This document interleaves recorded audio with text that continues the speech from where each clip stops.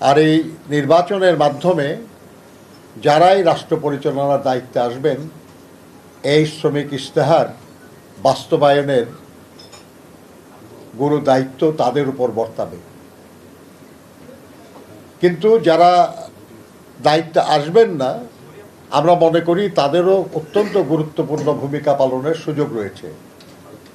তারা সংসদে এবং সংসদের বাইরে তারা এই শ্রমিক ইশতেহারে বর্ণিত শ্রমজীবী মানুষের যে আকাঙ্ক্ষা, সেই আকাঙ্ক্ষার কথা তারা পুনঃ ব্যক্ত করতে পারবেন এবং যেখানে যেভাবে সম্ভব তারা এই ব্যাপারে জনমত সৃষ্টি করা, এই ব্যাপারে প্রভাব বিস্তার করা এবং এই ব্যাপারে চাপ সৃষ্টি করার ক্ষমতা রাখবেন।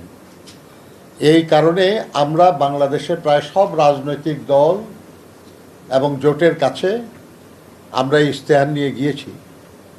অনলাইনে পাঠানো হয়েছে, ব্যক্তিগতভাবে যাওয়া হয়েছে এবং আমরা সকলের সহযোগিতা চেয়েছি।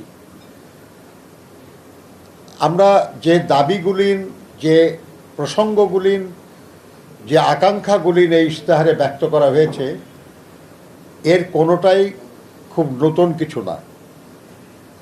বহু বছর ধরে, বহু যুগ ধরে এদেশের শ্রমজীবী মানুষ এই সব আকাঙ্ক্ষা বাস্তবায়নের জন্য দাবি করেছে, আন্দোলন করেছে, জীবন দিয়েছে, কিন্তু সবগুলি এখনো অর্জিত হয় নাই।